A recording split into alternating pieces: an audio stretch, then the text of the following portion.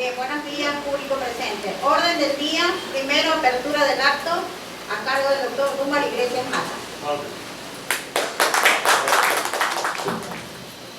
Señor licenciado y magíster por Enrique Miranda Vázquez, primer vicepresidente de la Confederación Nacional de Periodistas del Ecuador, presidente de la Federación Provincial de Periodistas del Guayas y autor del libro Instantáneas del Amor, que en esta mañana se hace en presentación.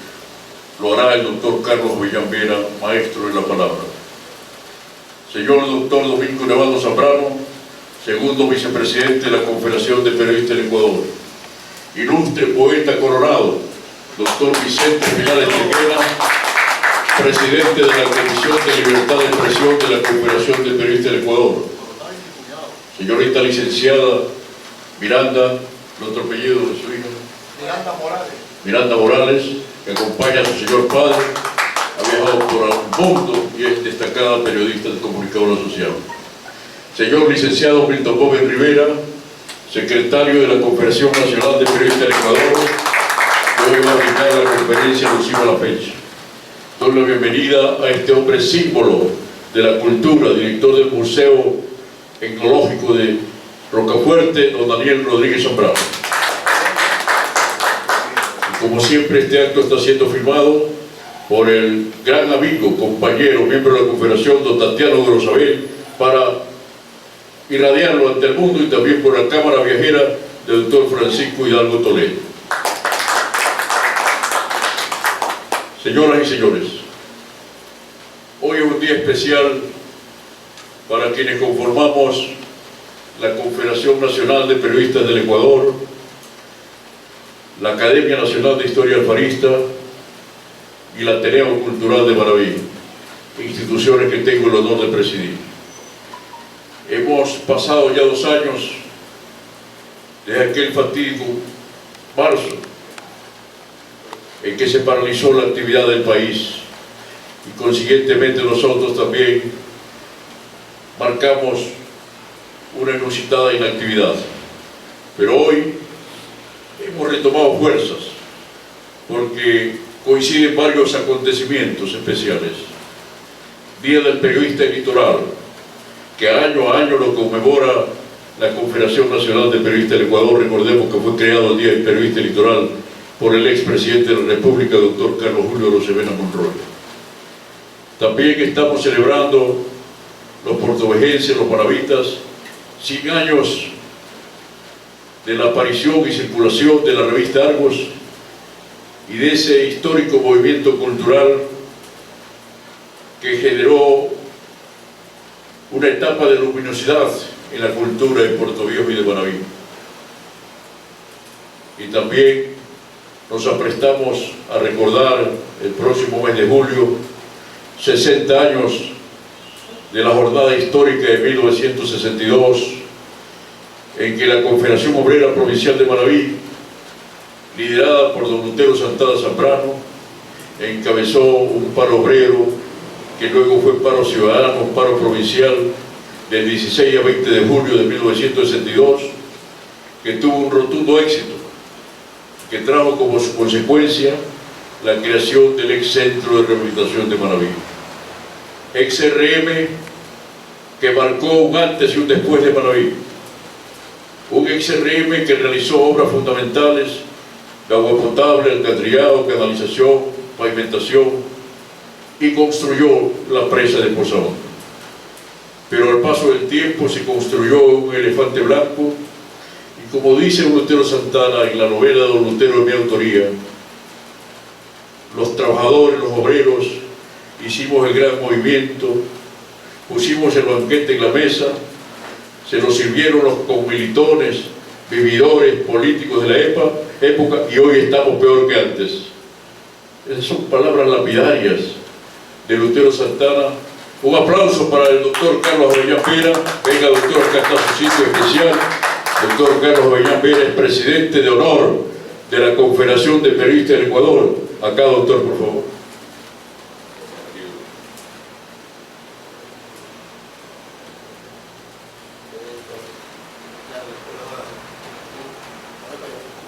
Decía que el doctor Carlos Avellán es presidente de honor de las organizaciones que motivan este encuentro de hoy. Y luego nos hemos quedado tranquilos también porque siempre es importante estar creando en momentos de soledad, momentos de sosiego, en momentos de tranquilidad y calma, para generar acciones positivas en beneficio de la cultura.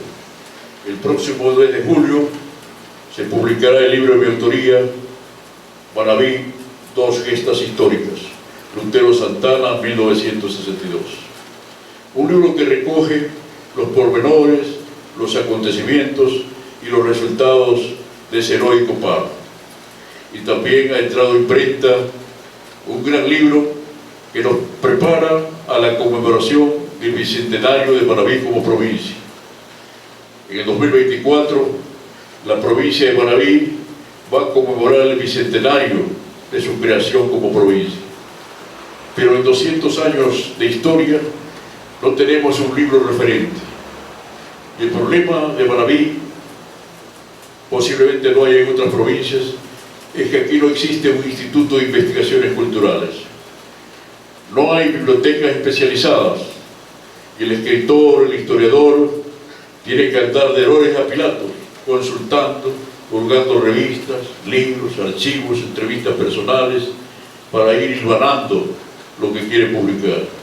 Y yo he logrado, en una compilación, en un trabajo de alrededor de 50 años, desde que estudiaba en la Universidad de Guayaquil, he logrado un compendio maravilloso de la historia de Manabí en 200 años. Y no solo eso, sino que si bien es verdad el libro se titula Manabí, su bicentenario, 1000 biografías, sin embargo el libro contiene 1280 biografías. Pero el título 1000 es mágico para mí, de tal manera que va un adicional de 280 biografías, que resumen nuestros prohombres, nuestra gente humilde,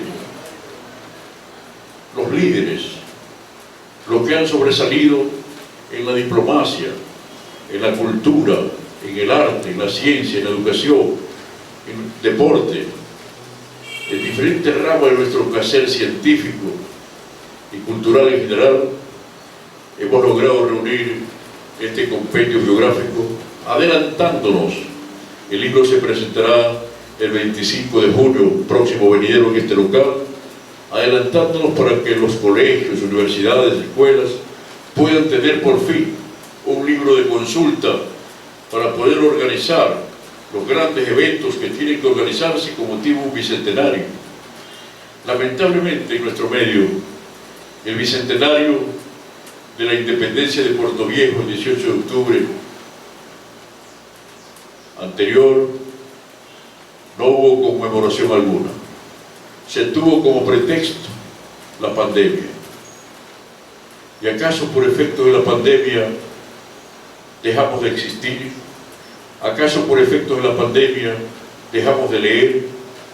¿Acaso por efecto de la pandemia no había la circulación general de vehículos y de personas? Y sin embargo que había una gran recopilación, se dijo, de $1.800.000 para el bicentenario.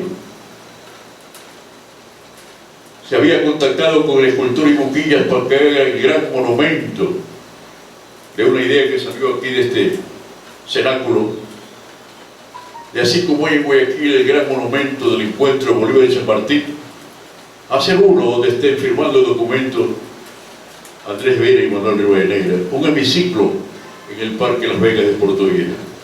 Ese proyecto lo presentó en Boquillas, nada. Ahora nos están presentando tardíamente varios fascículos que se publican los domingos y miércoles en el diario.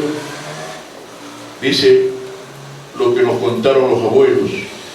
Y ocurre que en Puerto Viejo no hay historiadores, no hay pensadores, no hay gente de cultura que se han dado el lujo en 2 fascículos continuos que una sola persona ha escrito 8 historias no contadas de Puerto Viejo. Solamente por el prurito de gastar ingentes sumas de dinero con la aportación del gobierno provincial de Manabí, que ahí sí presuroso aportan, me dicen, $50.000, y la municipalidad también $50.000 para publicar 64 fascículos que, como estamos viendo, son meros referentes que no abarcan realmente la historia de Puerto Viejo en 200 años. Se da el lujo uno de los autores de indicar que prácticamente su hermana ha sido la mejor actriz del Ecuador. Eso ya está dicho, eso no es nada nuevo, eso es un fanatismo personal, una vanidad personal. Publicar en una secuencia de hechos históricos no contados, contamos que la hermana es una de las actrices más destacadas del Ecuador. Cuando ya Vicente la ha ponderado en la Casa de la Cultura, le hicimos homenaje y sale ella en mi libro, obviamente, como la mejor actriz del Ecuador. Y otros hechos y acontecimientos de la música, por ejemplo. Todo lo que se está diciendo en la música está escrito en el libro de Eduardo Pérez Montes de Oca. De tal manera que no hay nada nuevo en lo que estamos leyendo en estos fascículos. Comprendería porque el gestor de esta iniciativa no es portovejense, no es manabista. Ha hecho una selección a dedo para que una sola persona escriba 10 o 15 o 20 fascículos, marginando, si se quiere, al propio cronista vitalicio de Puerto Viejo, Ramiro Molina Cedeño. Por algo debe estar en el municipio él, pues. No debe estar pintado en la pared del cronista vitalicio de Puerto Viejo. No lo toman en cuenta para esta secuencia del pasado de Puerto Viejo. Pero no os preocupéis, porque en el gran libro Manabí en la historia, 1000 biografías, prácticamente lo vamos a contar todo, en varios capítulos. Y el otro gran libro que estamos preparando es el libro que no se publicó en el Bicentenario, Puerto Viejo en la historia, un libro de 25 capítulos, donde allí sí vamos a retomar todo la historia de Puerto Viejo, la fundación de sus instituciones, su desenvolvimiento cultural, educativo, etcétera, etcétera, porque si bien es verdad que han habido nuevos rumbos en las instituciones culturales, tal parece que el orden literario, histórico, está quedando a un lado para dar paso al Rock City, al teatro, y está bien, al amor fino, que nosotros en la Casa de la Cultura hicimos con el doctor Domingo Nevado tantas publicaciones, tantos encuentros, tantas cosas maravillosas, en concursos intercolegiales, donde todos los establecimientos educativos de Manabí intervenían, esos concursos de oratoria, doctor Carlos Villavera. Por eso hoy, y en este recinto mayor de la cultura, preside, ilumina nuestros actos, el héroe nacional, el patriota Eloy Alfaro Delgado, en la gran pintura del mejor escultor de todos los tiempos, Roque Cedeño Mendoza.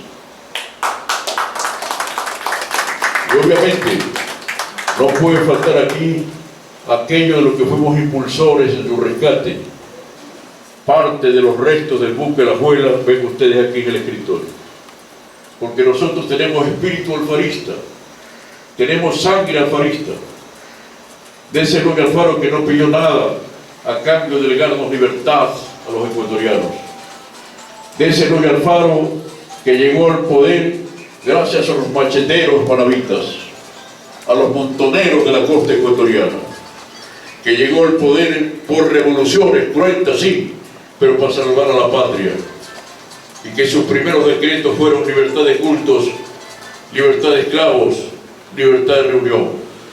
Por primera vez incorporó Eloy Alfaro a la mujer, a la vida pública ecuatoriana. Es admirable, señores, que antes de Alfaro, para estudiar, se exigía que por 10 generaciones aquel estudiante tenga sus ancestros de familias católicas, apostólicas y romanas, y tenía que llevar un certificado del cura o del obispo del pueblo para que esas antiguas universidades o colegios lo pudieran recibir. Alfaro crea los normales laicos, la columna vertebral hoy de la libertad de todos los ecuatorianos. Y ahí surgen las primeras profesores normalistas, y se sembró el país de escuelas, colegios y universidades laicos, de las cuales la mayoría, o no todos, o tal vez todos, somos fruto de esas universidades laicas de la patria, producto de la revolución alfarista de 1895. Pero como yo sostengo en mis libros, no hubiera habido la revolución del 5 de junio en Guayaquil, que Guayaquil se apoderó de ese proceso histórico, porque fue Chone, el adelantado de la libertad y de la democracia, cuando luego en la batalla de los amarillos del 1 de mayo de 1895, en que cayeron en esta cruenta batalla el coronel mexicano Mauro Ramos y Duarte, el capitán Félix Guzmán, héroe chonense, y otros, el 5 de mayo, 4 días después, Chone, en esa histórica acta que debe ser motivo de análisis, de debate en escuelas y colegios. Un aplauso y una bienvenida para el doctor Carlos Intriego Macías, líder de la autonomía maravita, catedrático universitario y miembro distinguido de la Confederación Nacional de Periodistas del Ecuador en nuestras instituciones. Entonces les decía que ese histórico movimiento de Chone permitió que llegara, enviado por Eloy Alfaro, el general santanense Plutarco Boven Álvarez. Llega a Chone y recibe la consigna de contagiar a los pueblos de la costa hasta llegar a Guayaquil a esperar a Eloy Alfaro, que era el ungido, era el predestinado. Y Plutarco Boven avanza por la costa, se va proclamando en su libertad, su adhesión a la causa de Eloy Alfaro, jefe supremo.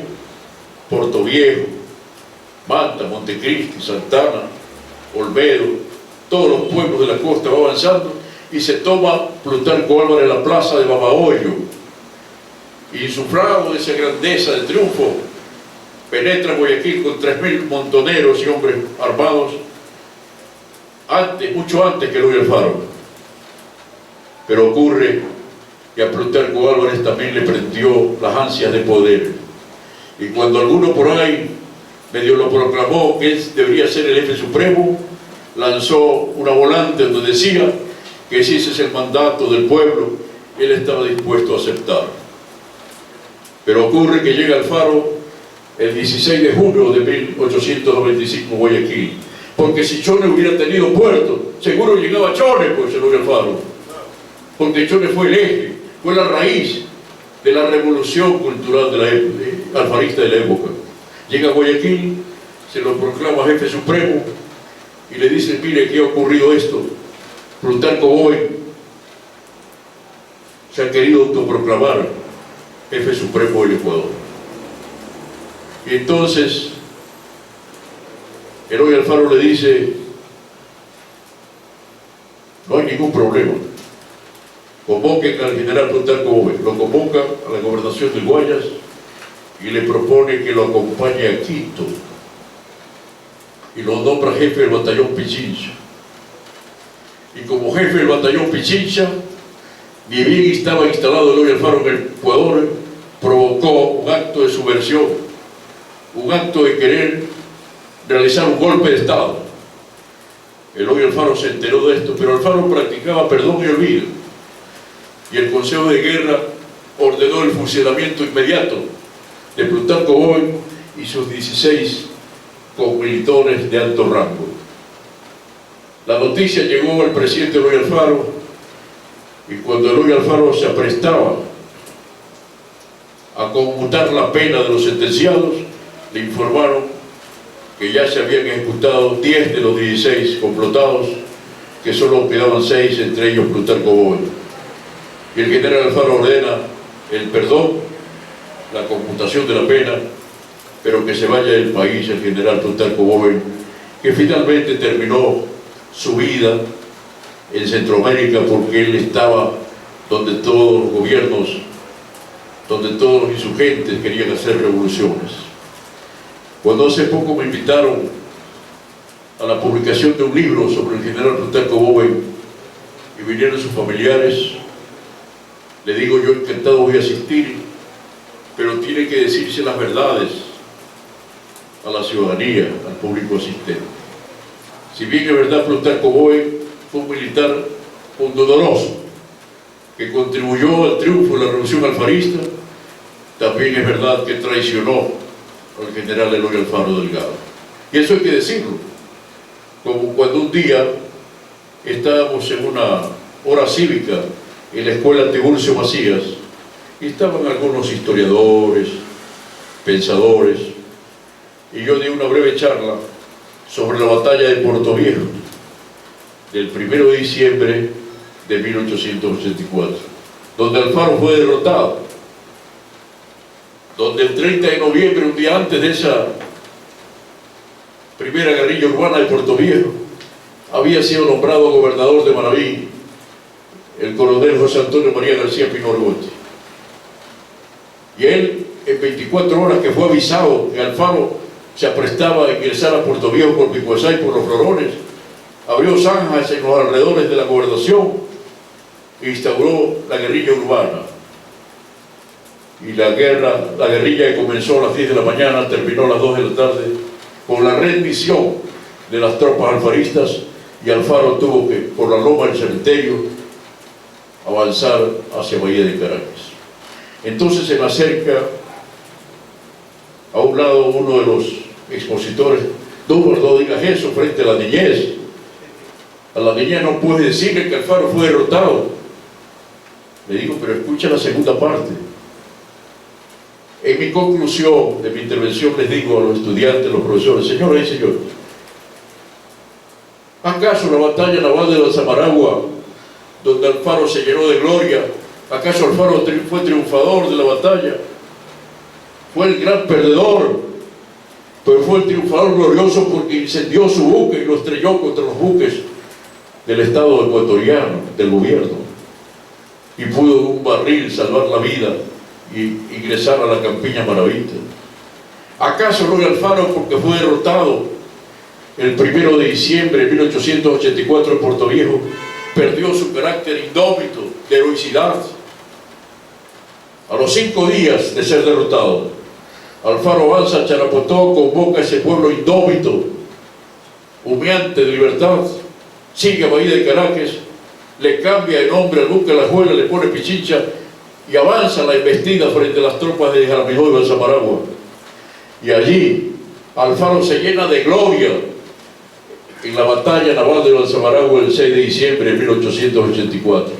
Entonces tenemos que analizar la grandeza de Alfaro, cómo con una derrota en Puerto Viejo, habiendo perdido aquí 200 hombres, porque como yo sostengo, no es como Parejas Díaz Canseco sostiene, que la primera hoguera bárbara del Ecuador fue el 28 de enero de 1912 en Quito, en el Parque Elegido. No, la primera hoguera bárbara del Ecuador fue en Puerto Viejo, el 1 de diciembre de 1884, cuando en las calles aledañas a la gobernación de la provincia,